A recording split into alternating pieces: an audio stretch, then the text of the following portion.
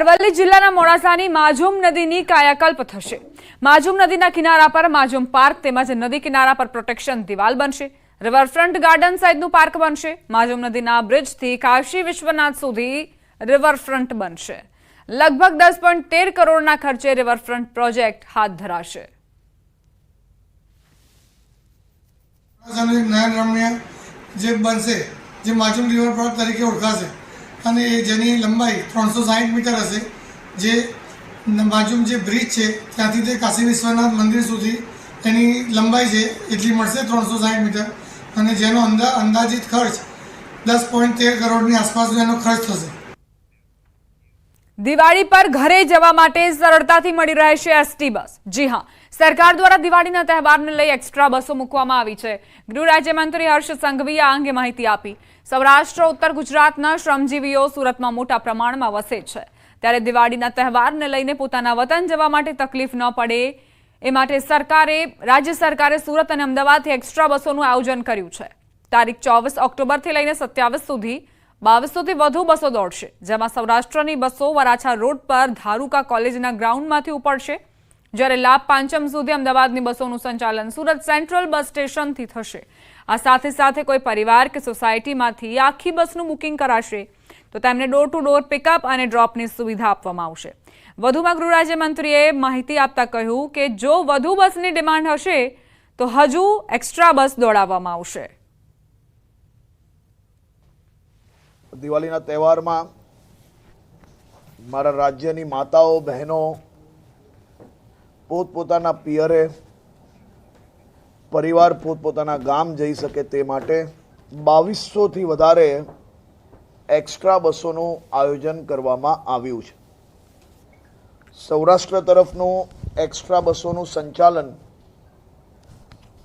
ધારુકા college Varachha road ખાતેના મેદાનમાંથી કરવામાં આવશે।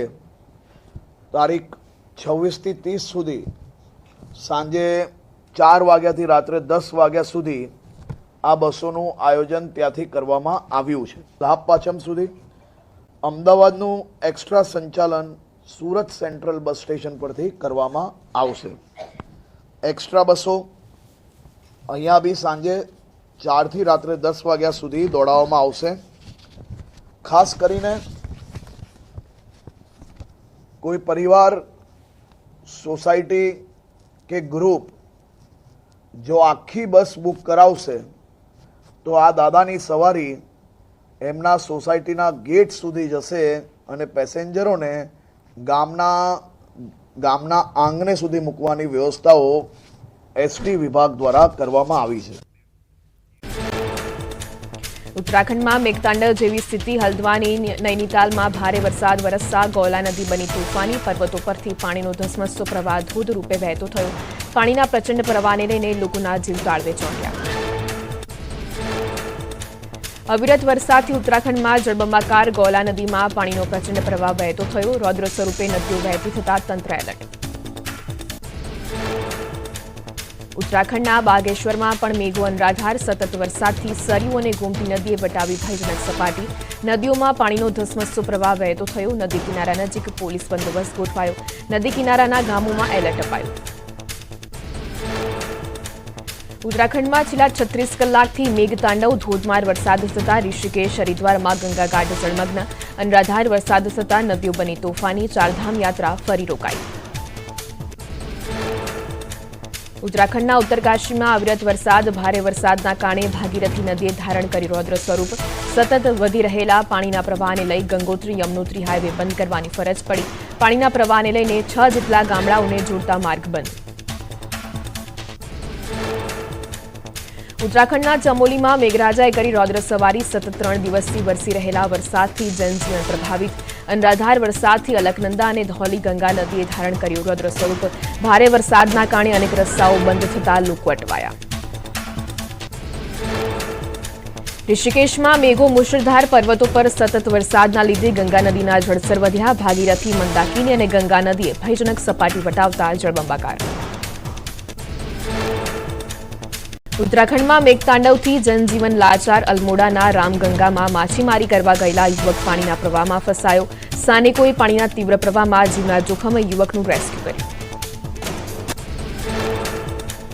મેઘાએ ઉત્તરાખંડને બાનમાં લીધું. અવિરત વરસાદથી ગોલ નદી તોફાની બની. પાણીના તીવ્ર પ્રવાહમાં 3 મકાનોએ જળસમાધિ લીધી. નદીના રૌદ્ર સ્વરૂપને લઈ તંત્રએ નદી કિનારાના ઘર ખાલી કરાવી દેતા જાનહાનિ ટળી.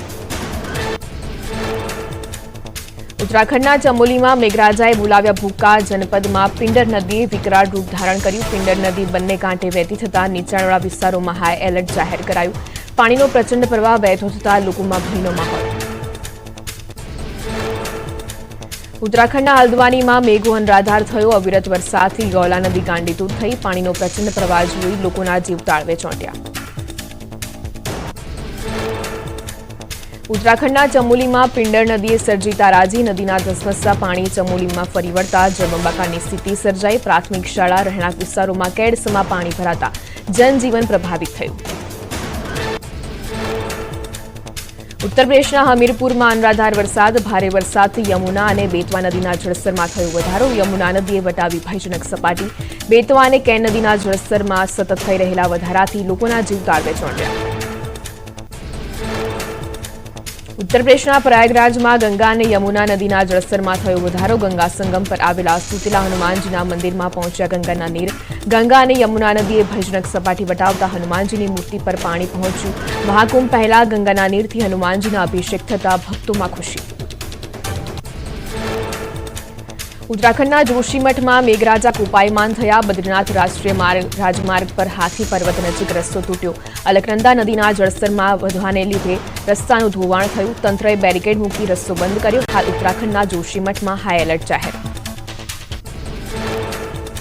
નૈનીતાલમાં નૈની લેક થયું ઓવરફ્લો. અનેક સ્થળે ભૂસ્ખલનના કારણે 200 રસ્તા બંધ. કેદારનાથ જઈ રહેલા 2000 શ્રદ્ધાળુઓને સોનપ્રયાગ અને અન્ય સુરક્ષિત સ્થળે રોકી દેવાયા.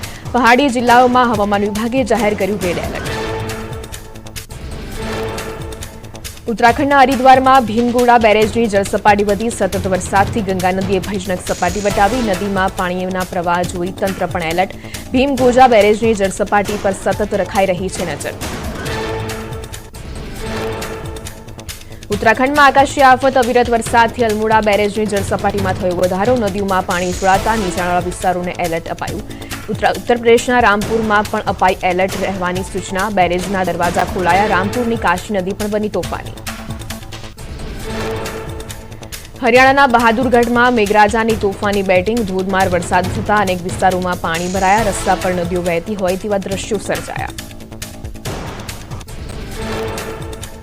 મધ્યપ્રદેશમાં મેઘો મુશળધાર. ભારે વરસાદના કારણે પાર્વતી નદી તોફાની બની. નદીના નીર રસ્તા પર વહેતા થતા વધી લોકોની સમસ્યા. પાણીના પ્રવાહ વચ્ચે લોકો જીવના જોખમે રસ્તો પાર કરતા દેખાયા.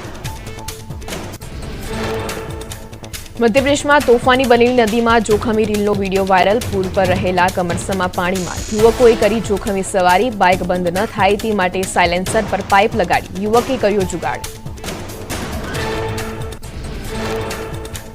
રાજસ્થાનના સવાઈ માધોપુરમાં જળબંબાકાર. સુરવાલ ડેમના દરવાજા ખોલાયા બાદ હજુ નથી ઓસર્યા રસ્તા પરના પાણી. અનેક રહેણાંક વિસ્તારોમાં હજુ પણ જળભરાવની સ્થિતિ. જળબંબાકારથી જનજીવન પ્રભાવિત. વરસાદના નવા રાઉન્ડ માટે રહેજો તૈયાર. બંગાળની ખાડીમાં ફરી બન્યું મજબૂત ડિપ્રેશન. ડિપ્રેશનની દિશા હાલ ગુજરાત તરફ હોવાથી ભારે વરસાદની સંભાવના. 17 સપ્ટેમ્બરથી શરૂ થઈ શકે ડિપ્રેશનની અસર. ગુજરાતમાં થઈ શકે ભારે વરસાદ. 2 દિવસ બાદ ગુજરાતમાં વરસાદનો નવો રાઉન્ડ આવશે. હવામાન નિષ્ણાંત અંબાલાલ પટેલે કરી મોટી આગાહી. 16 અને 17 સપ્ટેમ્બરે મેઘરાજા ભૂક્કા બોલાવશે. અનેક વિસ્તારોમાં ભારે વરસાદની આગાહી. પૂર્વ ગુજરાતના ભાગોમાં મેઘરાજા કરશે જમાવટ. મધ્ય અને દક્ષિણ ગુજરાતમાં હળવા વરસાદની આગાહી. સૌરાષ્ટ્રના ભાગોમાં પણ હળવા વરસાદની શક્યતા. શરદ પૂર્ણિમામાં કાળા વાદળોમાં ચંદ્ર ઢંકાયેલો હશે તો વધશે વાવાઝોડાની સંભાવના. શ્યામ વાદળોમાં ઢંકાયેલો હશે. દરિયામાં ભારે હલચલ જોવા મળશે. સપ્ટેમ્બર મહિનાના એન્ડમાં ધોધમાર વરસાદની આગાહી. ઓક્ટોબરની શરૂઆતમાં થઈ શકે ભારે વરસાદ. 20 સપ્ટેમ્બર આસપાસ વધુ એક સિસ્ટમ સક્રિય થશે. દક્ષિણ પૂર્વ ગુજરાતમાં ભારે વરસાદ થઈ શકે. અમદાવાદમાં પણ તેની અસર જોવા મળી શકે. આગાહીકાર મોહન દલસાણિયાની આગાહી. નવરાત્રીમાં ભારે વરસાદની આગાહી. ઓક્ટોબરમાં સૌરાષ્ટ્રમાંથી ભારે વરસાદની વકી. 7 થી 11 ઓક્ટોબર અતિ ભારે વરસાદની આગાહી. નદીઓમાં ભયંકર પૂરની સ્થિતિ સર્જાઈ શકે. પાટણમાં વિરામ બાદ મેઘરાજાએ ફરી કરી પધરામણી. શહેર સહિત ગ્રામ્ય વિસ્તારમાં વરસાદ ખાબક્યો. કમલીવાડા સહિતના ગ્રામ્ય પંથકમાં ધીમી ધારે વરસાદ વરસતા વાતાવરણમાં ઠંડક પ્રસરી. સુરતમાં મેઘરાજા થયા મહેરબાન. અનેક વિસ્તારોમાં જામ્યો વરસાદી માહોલ. અઠવા, મજુરા ગેટ, ઉધના, રાંદેર, વરાછા, સરથાણા સહિતના વિસ્તારોમાં ધોધમાર વરસાદ થતા વાતાવરણમાં ઠંડક પ્રસરી.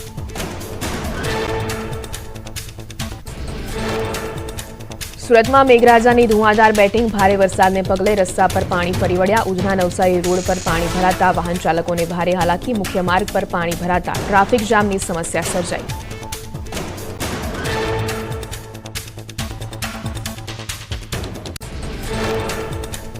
સુરતમાં ધોધમાર વરસાદથી ઠેર ઠેર પાણી જ પાણી. જૂના આરટીઓ સહિત અનેક નીચાણવાળા વિસ્તારોમાં પાણી ભરાયા. મેટ્રો પ્રોજેક્ટના કારણે પાણીનો નિકાલ ન થતા વાહન ચાલકોને મુશ્કેલી ભોગવવાનો વારો આવ્યો. ચોમાસાની વિદાય પહેલા જ રાજ્યના 119 ડેમ છલોછલ. વરસાદ પહેલા 86 ડેમ હતા તળિયાઝાટક. નર્મદા ડેમના 90% ભરાયો. સરદાર સરોવર નર્મદા ડેમની સપાટીમાં ધરખમ વધારો. ડેમની જળ સપાટી 136.25 મીટર પહોંચી. આવતીકાલ સુધી ડેમ છલોછલ ભરાવાની સંભાવના. ડેમ 15ના દરવાજા ખોલાતા વડોદરા, ભરૂચ અને નર્મદાના 42 ગામોને એલર્ટ જાહેર. ઉત્તર ગુજરાત માટે સારા સમાચાર. મહેસાણાના ધરોઈ ડેમમાં 76.83% જળસંગ્રહ થયો. 22,292 ક્યુસેક પાણીની આવક થતાં હાલ ડેમની સપાટી 615.74 ફૂટે પહોંચી. મહેસાણા, પાટણ અને બનાસકાંઠાને મળશે લાભ. પંચમહાલના મોરવા હડફમાં સિંચાઈ તળાવ ઓવરફ્લો થયું. તળાવના પાણી આસપાસના ખેતરોમાં ફરી વળતા મકાઈ, ડાંગર સહિતના પાકને નુકસાન. તળાવના પાણી રસ્તા પર આવી જતા વધી સમસ્યા. ઉપલેટાના ઘરવાળા ગામમાં વરસાદના વિરામ બાદ પણ હાલાકી. 20 દિવસથી મુખ્ય કોઝવે તૂટેલી હાલતમાં. વારંવાર રજૂઆત કરવા છતાં તંત્રના આંખ આડા કાન. વાહન ચાલકો 15 કિલોમીટર ફરીને જવા મજબૂર. અવિરત વરસાદ અને ભૂસ્ખલનથી ઉત્તરાખંડમાં વધી સમસ્યા. ઋષિકેશ બદ્રીનાથ નેશનલ હાઈવે પર ટ્રાફિક જામની સ્થિતિ સર્જાઈ. વારંવાર ભૂસ્ખલન થતાં રસ્તા પર વાહનોની લાંબી કતાર લાગી. પાલનપુરના શ્રદ્ધાળુઓ ચારધામ યાત્રામાં અટવાયા. યમનોત્રી માર્ગ પર યાત્રાએ જતી બસ પસાર થાય એ પહેલા જ મસમોટી શિલા માર્ગ પર ગબડી. શિલાનો કાટમાળ રસ્તા પર પડતા યાત્રિકો અટવાયા. સદનસીબે દરેકનો આબાદ બચાવ.